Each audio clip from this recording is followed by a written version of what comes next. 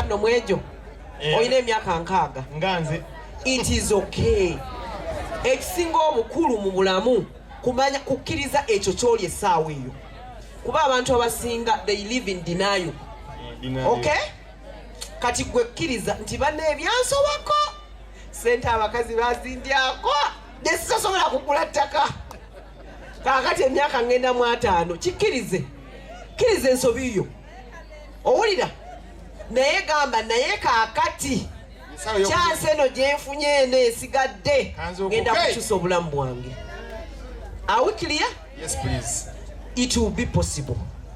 Tula wansi session eyo nandibadde njibawa singa mbadde n'ebiseera weetereze olabe ebiki by'okyusaamu mulimu ebyo badde totambula bulungi mu byenfunayo mu nsaasaanyayo oyina emikwano gy'otasaanidde kuba nagyo kubanga emikwano kintu kikulu tuyina emikwano gye tubeera nagyo nga tegituzza maaso naye gituzawa nkusaba bw'oba oyina essimu abo badde liitinge tandika ogamba ono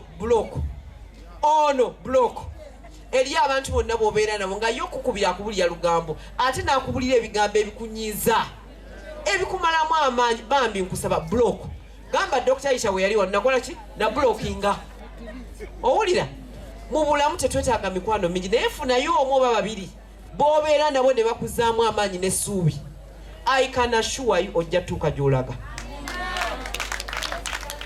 kubanga si buli muntu nti abantu bangi nnyo bemuwulira abagagga bonna tebaali bagagga batandikira ki ate ne wona oba otandise wadde emyaka gigenze bannange enkubuli obuwanguzi buliko okugwa n'okusituka bw'obeera ng'ogudde nze mu bulamu bwange nina ensobi ze nakola ne nga Katonda naziraba naye nsonyiwa kantambule mu maaso. If you have another chance use the chance nga bwolaba etuli abantu ne Katonda bw'atulaba atunulira mu maaso ebyemabega n'akola ki kati naye bw'obeera bw'oba obadde mukyala ng'olaba olina byolina okukyusa oba obadde mwami that is how you should move.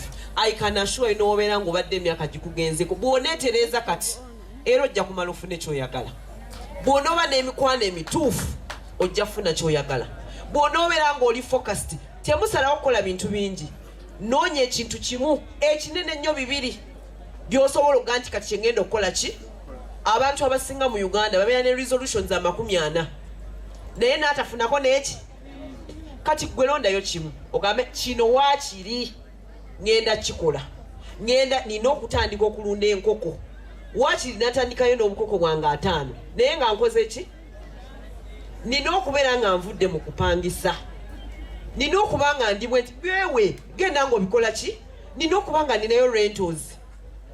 Are you getting it?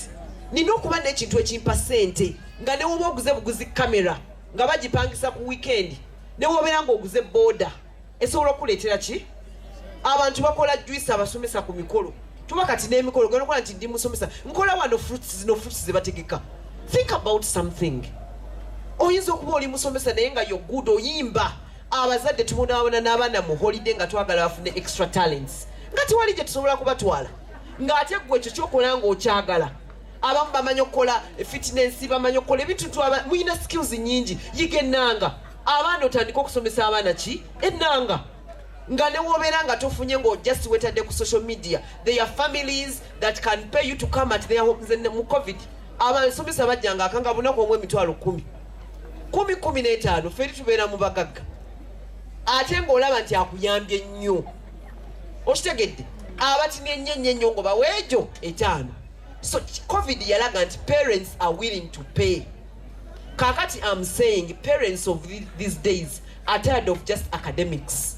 They are looking for extra curricular activities. Nti ne wobeera omusomesa you can do extra curricular activities. Omuntu oli abakyala nga balina discipline ng'oyinza okubanga gwe oyogera n'abaana bawala omulembe guno abaana abalenzi boononese nnyo. We are looking for teachers that can talk to boys. A boy child is much more difficult than a girl child. Mukimanye ekyo naye nga weetaagayo eri abasajja abo abakazi nga balina programs ez'abaana abalenzi mu holiday ne boogera nabo gye bali. So think about those things. Noonya talent gy'olina, noonya passion, noonya ki. Oyinza okuba nga tewulina capital kutandika business naye tandika ne by'olina. You can actually do better. mukitegedde mbasibirira Katonda Allah bw'oba omwesize n'omusaba n'omwesibako ky'oyagala okukola ajja kiwa omukisa era ojja kukifuna. Kale njagala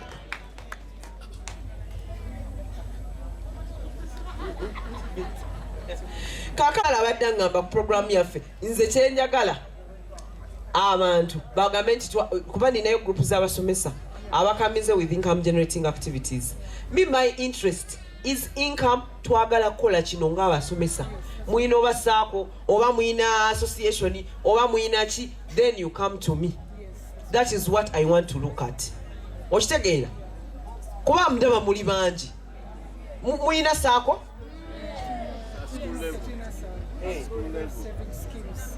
aha kakati mbadde nsaba naye n'abaami tulina programu esobola okuyamba abaami naye ne tuba tusupportinga abakyala n'abaami tubateekamu.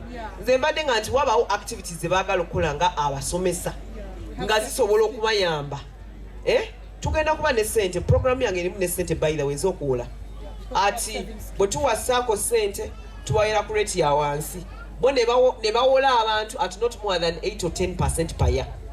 So tusobola okuba ejja kuba launched so that money will be there available by December. Naye ebirala bino ebivaamu ssente ekyo nkibalekedde. Think through something, mujje tujja kubawa support. Tusobola okubakwasizaako oba equipment oba kiki simanyi kinaaba kisinziira, but as a group we can fund that investment. Okay, kati kankome wano naye Katonda kabankumbire nsuubira okudda nga mumpa testimonies banayemubeeko mu ngalo saagala n'agenda kale saagala agende naye maama kale abali ku TikTok mukebere Dr. Ruth Aisha Kasolo.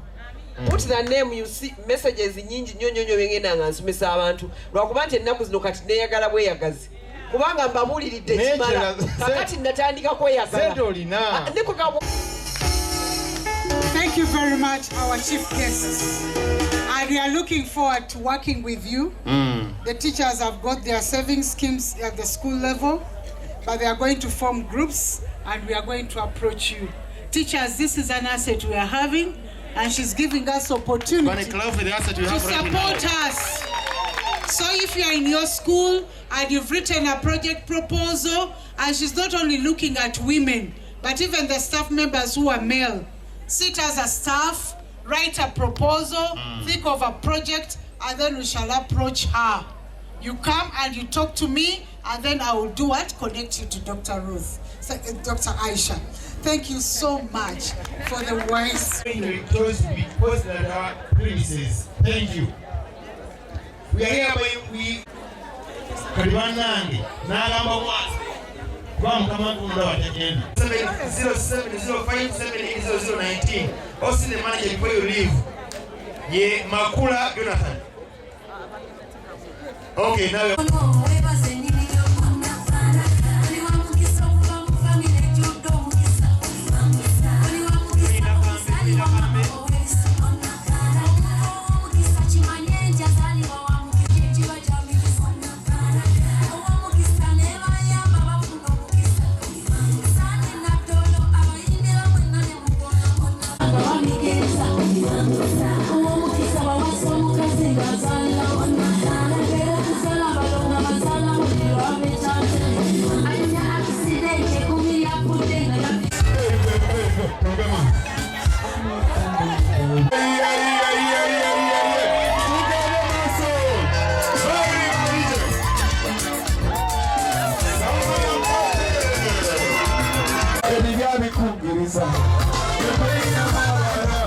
Chawe washomonde kansobonide yantuka namutane nfuna omulala ng'okumanya yantuka nebafa sigenda kuziika ebyo byonna yabyerabira omukwano mwe mwali omuzibu kulya malyanga n'amaluma kati ebyo nga tabyogera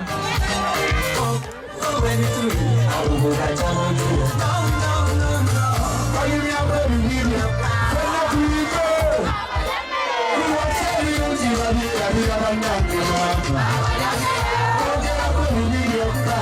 apana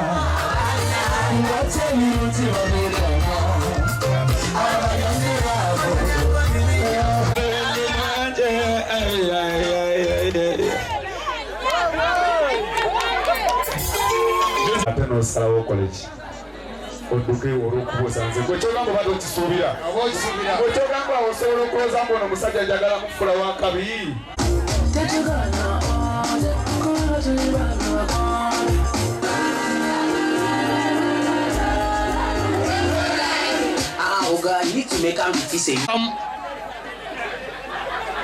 atafunye agende ku dduuka agule ey'olukumi agisale. Balidde gende wo madamu oyo bambi. Now 4 3 Tija pulo tofa kubya sente banonye